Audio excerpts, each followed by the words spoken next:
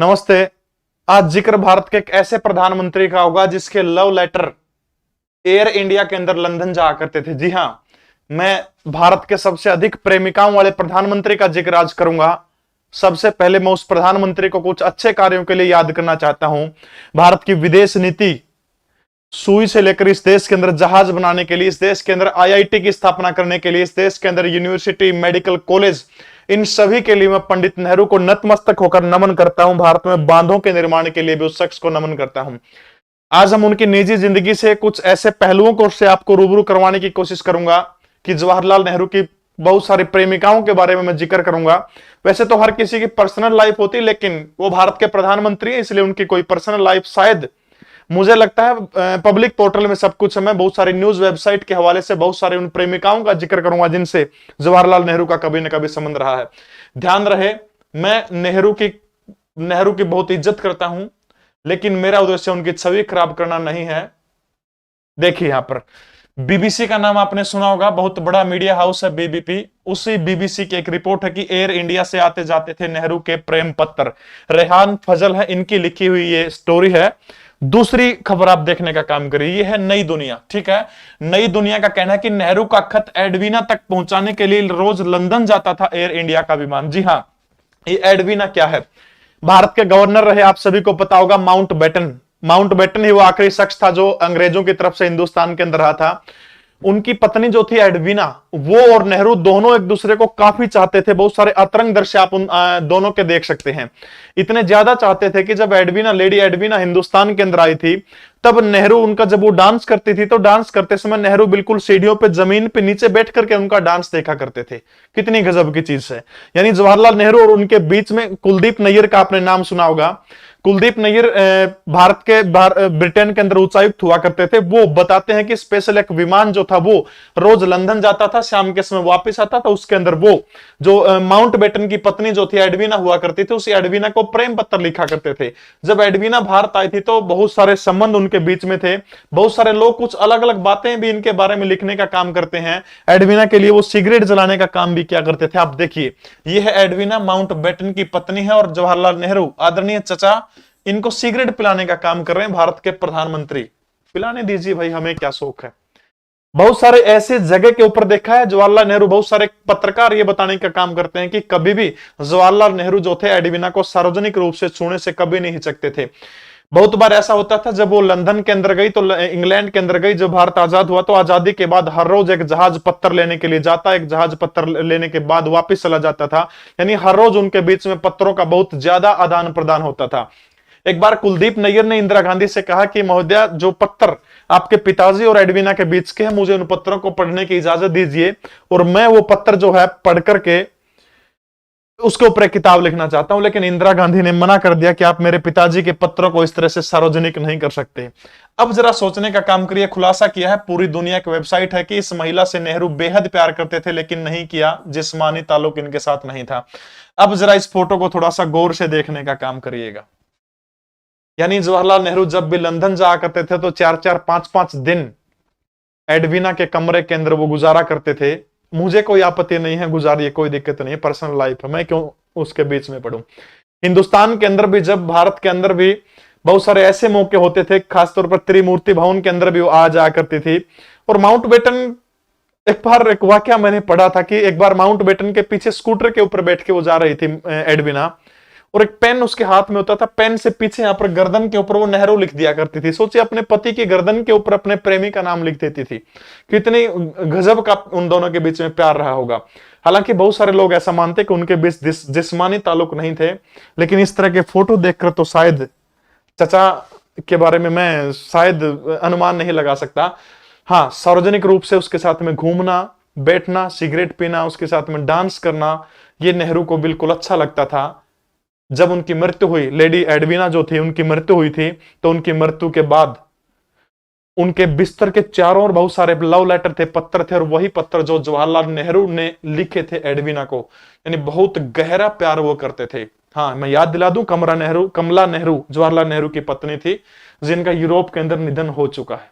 उसके बावजूद बहुत ज्यादा प्रेम बांटने में विश्वास रखते थे चाचा नेहरू। ये देखिए एडवीना के साथ में किस तरह से बड़े प्यार से अपनी प्रेमिका को निहार रहे हैं। बड़ा अच्छा, हालांकि इंदिरा गांधी भी कहती है कि मेरे पिता और उसके बीच में कुछ गलत नहीं था, रिश्ता बड़ा अच्छा था, प्रेम पूर्वक श्रद्धा वाला रिश्ता था। चलिए आगे चलते हैं। अब देखिए ये तस्वीर देखिए, शायद आप में से बहुत सारे लोग इस तस्वीर को नहीं जानते होंगे। एक शख्स है जैकलिन कैनेडी, इनका नाम है जैकलिन कैनेडी। चाचा नेहरू की बाजू को आप देखकर तब तक आप आनंद करते रहिए, लुत्फ उठाइए इस बाजू का, इस हाथ का। ये जैकलिन का ये हाथ है इस तरह से, और ये चाचा नेहरू का कंधे से कंधा मिला हुआ है। यहाँ पे ऐसे बाहों में बाहों डाल के बिल्कुल चाचा नेहरू चल रहे हैं। अब जरा इस फोटो को आप देखते रहिए, तब तक मैं इसके बारे में आपको बताने का काम करता हूं। अमेरिका के राष्ट्रपति हुआ करते थे जिनका नाम है जॉन कैनेडी, ठीक है। जॉन कैनेडी की ये पत्नी है 1962 के अंदर भारत आई थी, जिसका नाम है Jacqueline Kennedy. Jacqueline Kennedy America की प्रथम महिला है, और वो जब हिंदुस्तान के अंदर आती है तो दिल्ली के पालम एयरपोर्ट के ऊपर जवाहरलाल नेहरू उनका स्वागत करने के लिए पहुंच जाते हैं। तय समय था विमान उतरने का, लेकिन उस समय विमान नहीं उतर सका। लगभग मान के चलिए कि आधा घंटा हो जाता है, और विमान जब नहीं उतरता था जवाहरलाल नेहरू एटीसी से संपर्क करते हैं कि क्या कारण है कि विमान नीचे नहीं उतर पा रहा है। तब अधिकारियों ने आकर बताया कि जो जैकलिन कैनेडी है वो मेकअप कर रही है, उनका मेकअप अभी अधूरा है, जैसे ही मेकअप पूरा होगा तो वो नीचे उतराएंगी। नेहरू को यह सुनकर अच्छा लगा कि मेकअप कर रही, कहा करने दीजिए, मैं और इंतजार कर लूंगा, कोई दिक्कत नहीं है। इस तरह की चीजों से नेहरू हिचकिचाते नहीं थे। जैकलिन कैनेडी का ये निजी दौरा था, और इस निजी दौरे के 9 दिन के दौरे के ऊपर हिंदुस्तान आई थी वो, और 9 में से अधिकतम समय जो था जैकलिन कैनेडी के साथ में भारत के प्रधानमंत्री आदरणीय चाचा जवाहरलाल नेहरू के साथ में बिताती थी। कितनी गजब की चीज है। अब ये जो पहला फोटो है, इस पहले फोटो के अंदर देखिए कैसे जवाहरलाल नेहरू भारत के विकास के बारे में जैकलिन कैनेडी को बताने का काम कर रहे हैं। आपने आनंद कर लिया होगा। मैं एक और फोटो आपको जैकलिन कैनेडी और जवाहरलाल नेहरू का दिखाना चाहता हूं, जरा ध्यान से देखिए, गौर से देखने का काम करिए इस फोटो के अंदर। भारत और अमेरिका के रिश्तों को मजबूती प्रदान करते हुए चाचा नेहरू, ऐसे ही तो मजबूती मिलती है, दोनों देशों के संबंध इसी तरह से तो मजबूत होते हैं। मोदी जी को भी इस तरह का काम करना चाहिए। इस तरह से देखिए बिल्कुल संबंधों को मजबूत करने का काम करते हैं, रिश्तों में तन्मयता लाने का काम कर रहे हैं चाचा नेहरू। यहां पर 9 दिन तक लगभग अधिकतम समय ट्रेन के अंदर गुजारने का काम किया था। एक उदयपुर के पैलेस के अंदर भी जवाहरलाल नेहरू के साथ में गए थे। बड़ा अच्छा दोनों के बीच में प्यार था। ये देखिए चाचा नेहरू उनके माथे के ऊपर कुछ लगा रहे हैं, बड़े प्यार से इत्मीनान के साथ में भारत और अमेरिका के रिश्तों को गाढ़ा करते हुए। ओ चाचा जी प्रणाम, आपको नमन करता हूं ऐसी महान हस्ती को। लेकिन इस बात को मत भूलिएगा, आईआईटी, यूनिवर्सिटीज, विदेश नीति, इन चीजों के लिए मैं नेहरू को नमन कर चुका हूं और नमन करता रहूंगा। आगे चलने का काम करता हूं, अगली तस्वीर देखने का काम करिए। पदमजा नायडू, अगली जो नेहरू की जिंदगी में जिसका नाम बताया गया पदमजा। पदमजा जो है सरोजिनी नायडू का जिक्र आपने सुना होगा, जिसको भारत कोकिला कहा जाता है। राष्ट्रीय महिला दिवस 13 फरवरी को सरोजिनी नायडू के जन्मदिवस के उपलक्ष्य में मनाते हैं। यह सरोजिनी नायडू की बेटी है पदमजा नायडू। पदमजा नायडू बेटी है। मथाई एक लेखक है, वो लिखते हैं 1940 में जब मैं उनसे इलाहाबाद में मिला तो वो नेहरू के घर को संभालने में लगी हुई थी। यानी पदमजा नायडू 1940 में नेहरू को घर को संभालती थी, फिर इलाहाबाद में, फिर वो दिल्ली आकर भी वो काम करने लगी। वह यह बात गौर करने वाली भाई, वह हमेशा नेहरू के बगल वाले कमरे में रहना चाहती थी। क्यों भाई? के खाया करता नेहरू बगल वाला कमरा में रहना चाहूंगी, क्या था? इंदिरा को उनका आना अच्छा नहीं लगता था और न ही उनका लंबा ठहरना। इसी दौरान नेहरू की माउंटबेटन की पत्नी से नजदीकियां हो जाती है। एक बार जब सरोजिनी नायडू राज्यपाल थी उत्तर प्रदेश की, तब कानपुर गए थे जवाहरलाल नेहरू, और तब ये खबर उड़ने लगी थी मीडिया के अंदर कि जवाहरलाल नेहरू पदमजा नायडू को अभी प्रपोज करेंगे और इनसे शादी करने का काम करेंगे। लेकिन इंदिरा गांधी ने मना कर दिया था, पदमजा नायडू को दूर कर दिया था, क्योंकि कमला नेहरू की मृत्यु हो चुकी थी और इसलिए दूर कर दिया कि आप नजदीक मत आइए। और पदमजा नायडू को, एक फोटो देखिए जरा पदमजा के साथ में चाचा नेहरू, किस तरह से बिल्कुल प्रेम से मिलते हैं चाचा नेहरू, कोई भी महिला हो। बड़े गजब के प्रधानमंत्री भारत के। देखिए किस तरह से पदमजा नायडू की बाहों में बिल्कुल हाथ डाल करके बड़े प्रेम से ये समझाते हुए, बेटा तो अभी बच्चा है, कहीं और अपना आसरा ढूंढ ले। पदमजा नायडू सरोजिनी नायडू की पत्नी थी, बेटी थी। उनके साथ में बड़े अच्छे रिश्ते रहे हैं, शादी हो जाती, लेकिन इंदिरा गांधी ने मना कर दिया। चलिए कोई बात नहीं, आगे चलता हूं।